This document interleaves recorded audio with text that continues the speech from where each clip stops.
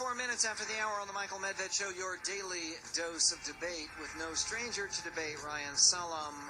He is the co-author of Grand New Party, a prescription for building a new coalition that will reestablish Republican majorities in the House and the Senate, and one hopes the Electoral College in electing future presidents of the United States. What's the most important single change that needs to happen so Republicans can win again, Reihan Salam? Well, I think it's that conservatives need to recognize that they need to win over moderates. That sounds very simple, but I'm someone who is of a conservative inclination. But when you look at the people in those polls you were citing earlier on who call themselves conservatives, about half of them want to see some or all of the Bush tax cuts rolled back. Now, that's not a very popular view among conservatives inside the Beltway or among lots of folks who are, very ideological, very rock-ribbed Republicans. But it's a view that's held by so many people who call themselves conservatives, and you've got to wonder about the folks who call themselves moderates who voted for Bush in 2004 and 2000, but who don't necessarily go all the way. But you need those people to win elections. So I think that conservatives need to recognize that we have to win over other people rather than just talk to ourselves. Yeah, I just wrote on my blog, as a matter of fact, Reihan, that the famous bank robber Willie Sutton was once asked, why do you rob banks? And he said, well, that's where the money is. And by the same token, why do we need to appeal to moderates? Because that's where the votes are. That's the only source. I mean, I don't think we have a lot of hope of taking someone all the way from the liberal side to the conservative side.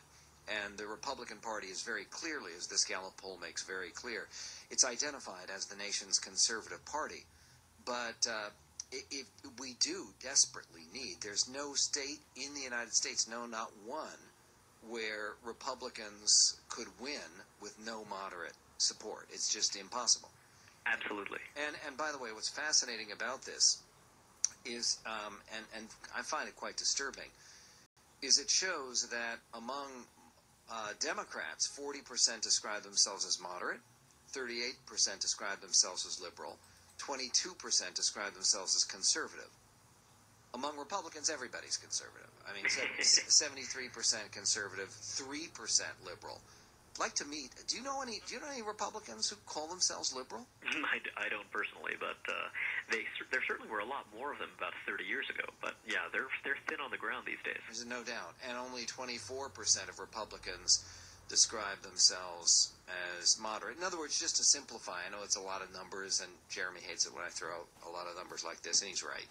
But to simplify it, among Democrats, 62% are non-liberal, but among Republicans, only 27% are non-conservative.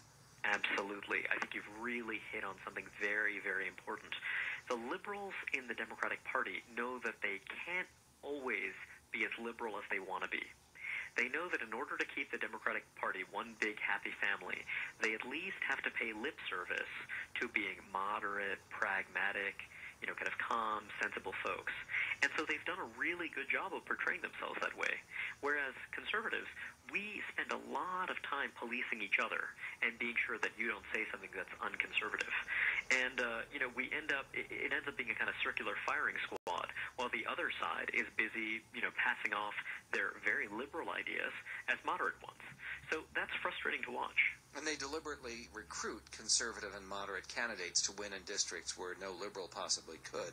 Absolutely. Jim, in Long Beach, California, you're on the Medved Show with Reihan Salam. Hi, Michael. Hi, Ryan. I attend a meeting once a month with like-minded conservatives and Republicans, and we had a meeting last night, and I can't tell you the overwhelming sense of frustration amongst conservative Republicans, just a man in the street conservative Republican who doesn't like what's going on in the country and just do not know what to do about it. Ryan, can you give any specific examples right now while the Barack Obama plan is playing out economically and overseas? What can they be doing in order to change the hearts and minds specifically of moderate Republicans? What a great question. Stay on the line. We'll get a response from Reihan Salam. I will also suggest that Michael Kinsley, liberal columnist for the Washington Post, may have handed Republicans an issue that can benefit us enormously. It has to do with patriotism and the national anthem. We'll be right back. The Michael Medved studio lines are sponsored by GoToMyPC.com. Access your office PC from anywhere with GoToMyPC.com. When you read the book, Grand New Party, you will see that the two authors, Reihan Salam and Ross Douthat, they are not among those Republicans and those conservatives who say that the values issues are irrelevant or that they're a distraction at all, partially because some of the economic challenges that the American working class faces are based directly on values issues, deteriorating schools, deteriorating families. And that is a great concern for all ordinary Americans. But what do you say, Ryan, to the question that was just posed to us from Jim in Long Beach about the dispirited nature of so many conservatives right now? What would you recommend that people do immediately? I grew up in Brooklyn, New York, and in my congressional district there was a woman, Susan Cleary, who ran time after time for the House of Representatives. She would get about 11% of the vote, but she would do it. She'd go out there and she'd knock on doors and she'd make the case in a neighborhood that wasn't exactly friendly to her ideas, but she did it. And I think that, when you're thinking about Republicans across the country who feel dispirited, I would encourage them to go out there and start making the case, finding candidates, build up your local conservative movement so that you can start creating the kind of candidates who are going to win 20, 30 years down the road. Barack Obama got a start as an organizer in Chicago. And, we had a lot of fun with that, back then. But when you look at his campaign, what did he do? He involved huge numbers of young people, and he trained them as organizers so that he could build a movement. And I think that, you need to start thinking local to some extent, thinking smaller if you're going to rebuild the conservative movement.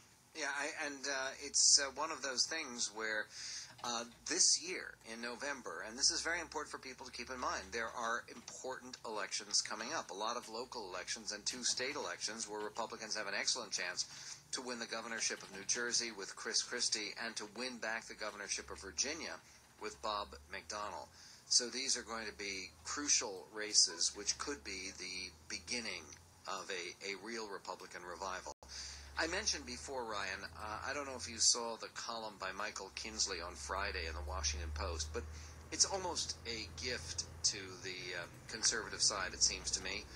And this is one of the great things. Just when you begin to sort of lose hope and despair because the liberals just seem to be so clever and sure-footed, they come up with something like this. His column for Friday was about changing the national anthem. Yes, which I get. I think most people you hear, Michael Kinsley wants to get rid of the Star-Spangled Banner. He says, the Star-Spangled Banner has to go. Why? He says, because the lyrics are all about bombs and war and bloodshed, and not in a good way. He says there's nothing in, in the first verse, the one we generally sing, there's only one reference to any value commonly associated with America, land of the free. By contrast, home of the brave is empty bravado. There's nothing. So, again, he's attacking, and one of the suggestions that he has as a replacement is Bruce Springsteen's Born in the USA. That's just bizarre. I was thinking about the lyrics to that song as you were telling me the story, and it's interesting because America is considered a big, powerful country around the world. We're seen as a bully. We're seen as an empire. And that song is about a moment when our country was vulnerable, when we were under attack. And the whole point of it is that we survived. We survived through that difficult night. We survived through this incredibly difficult challenge. That's right. It wasn't our bombs that were bursting in air. It was the British bombs that were shelling Fort McHenry. You're exactly right. And, of course, and the last verse of Star-Spangled Banner, which he appears to be almost unaware of, says, then conquer we must, for our cause it is just, and this be our motto, in God is our trust. That's where the phrase comes from. And, again, I think that there are probably lots of American conservatives who'd like to fight for that kind of... However, do you remember when Roseanne Barr sang the Star-Spangled Banner? Yeah. Yes, I will just play a moment of it. That's the only thing that could make you think that maybe Kinsley had a point.